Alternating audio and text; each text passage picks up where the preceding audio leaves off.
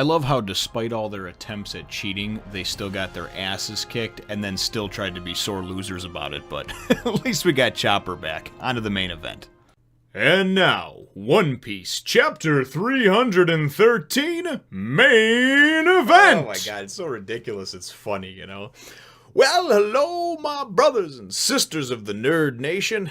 I, as always, am Jim, here to bring you another review on the awesome and tantalizing, action-packed, afro-filled tale of One Piece. And you say, Jim, why do you say afro-filled? Well, we'll get to that at the end of the chapter. So, the last chapter, of course, ended off with Sanji and Zoro finally working together and being able to take down the groggy monsters and being able to put Big Bun down for the count in the goal. And of course, that's how it ended with this beautiful double-page spread. And I was just jumping up and down, cheering as if it was a real fight that was going on. So, that's where things left off. And that's, of course, right where things pick up over here. And, Nami goes and gives the referee his whistle back just for a minute, just for a second, so he can obviously, blow the match dead and announce the winners. And of course the MC is, like, oh, and the groggy monsters have been defeated in a surprise win, comeback win by the Straw Hats. And ultimately, that's what winds up happening there. The next several pages are, it's hey, let's choose who we're gonna get from their crew, right?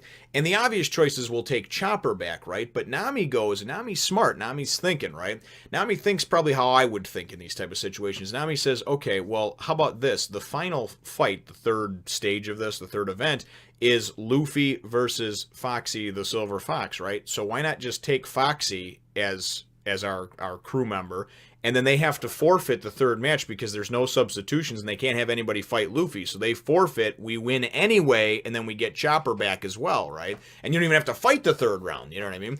And everybody's thinking that's kind of a good idea, but then these lying, cheating, motherless sons of, bitches, they go and then they're like, oh, they're peanuts, and basically just saying that that's a bogus way of trying to win, and apparently that's a dishonorable way of trying to win. So then you go and you get Zoro and Sanji and Luffy and everybody who are all about the stubborn male pride, and they're like, well, of course we can't be disgraced, But the thing that kills me is the funny part about this is that it's one of those situations where it's like, do as I say, not as I do, because the Foxy Pirates have been doing nothing but being underhanded and cheating, and there's no reason to think that anything would change with that in the third event, And the only reason that Zoro and Sanji were able to win the second event was because they worked together and they're both very strong and have this indomitable will. But ultimately, all the underhanded tactics and everything else, by all accounts, they should have been defeated, So, nonetheless, so like I said, whether you agree or disagree with it, that'll probably wind up being part of my chapter question, so you can start thinking about it now and how you're going to answer it. But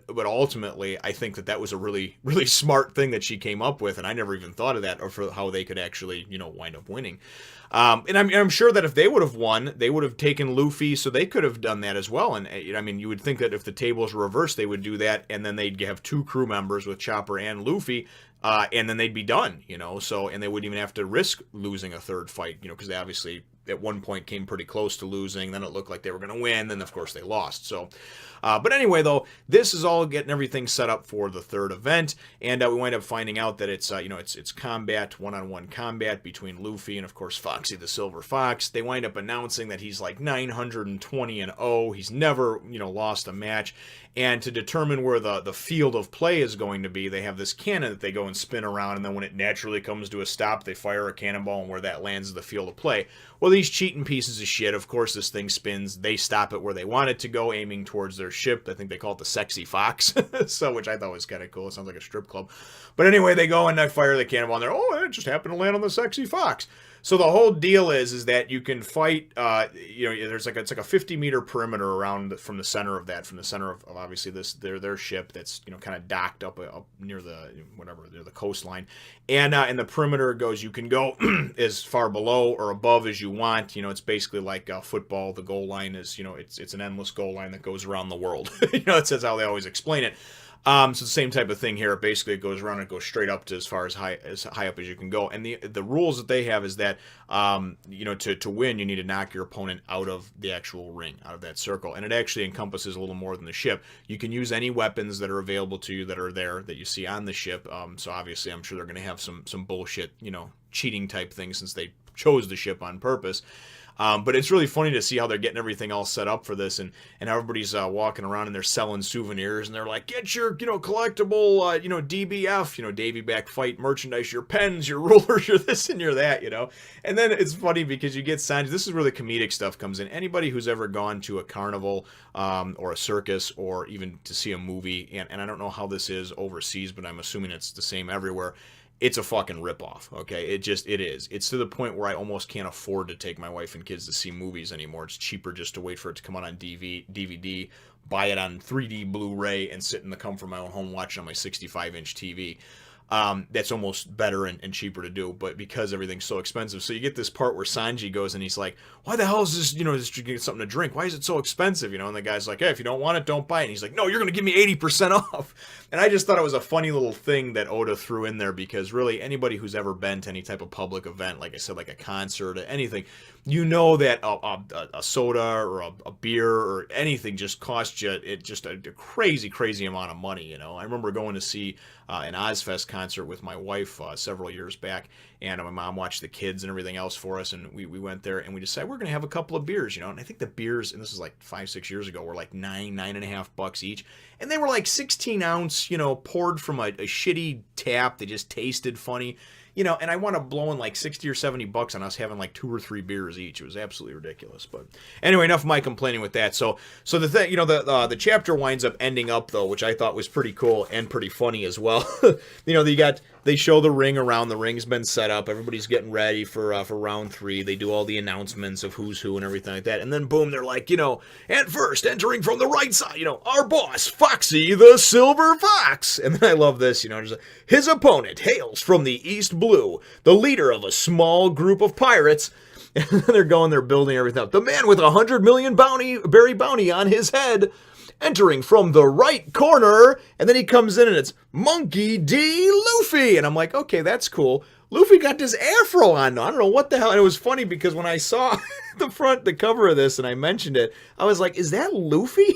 But he's got some tattoo on his chest, and it kind of looks like him with the shorts. But other than that, like the face almost looks a little different, looks. So I'm looking at that, and then here it is. It actually is Luffy. And then, I don't know, Usopp winds up being his corner man. And Usopp says something about how, the afro, what does he say? The hairdo will make your punches stronger. And he's like, really, Usopp? So Usopp's his corner man, and he got him all done up and put afro on his head over here. So we got Afro Luffy. Oh, man, the next chapter is called Combat, so I can't wait to get into that. So, nonetheless, this has been a fun, entertaining, it's a little arc, little arc, little part of the series, kind of a little bit of a respite, a little bit of a break from the, the kind of heavy, hard-hitting action. And especially as everybody tells me, what we're going into with Water 7 over here. And that being, hailed as one of the best or better arcs, at least in One Piece. Those bigger ones like Skypiea, like Alabasta, that are kind of more world impactful. Those ones, it's some heavy reading, man. There's a lot of new characters that are introduced. There's a lot of things going on. So I'm definitely looking forward to it. But I'm also looking forward to seeing this fight and how everything transpires between Afro Luffy and Foxy the Silver Fox. So my chapter question, though, for you folks, is that really, and it goes back to what I said about what Nami came up with. Do you think that was an ingenious way of her coming up with actually being able to win the match? And I mean, hey, listen, no honor amongst thieves. They're lying, cheating, and stealing, right? I mean, why can't we go and do something that's a little bit shady, I guess you would say, or that's, there's no rules against it. But just let me know where you weigh in on something like that. If you were in that situation, would you go and just say, all right, let's take Chopper back and we'll just chance it that their cheating won't overtake us in the third fight and we won't lose a member permanently? Or would you just go and take the win and say, hey, listen, it is what it is. There's nothing in the rules that says we can't do it. So leave your answer to that question in the comments down below. Feel free to hit the thumbs up, the like button if you should think that I deserve it, and subscribe if you have not done so already. We will look forward to catching all of you in the next one, nation. Come follow me over on my other channel, as well as the Twitter and the Facebook. You must.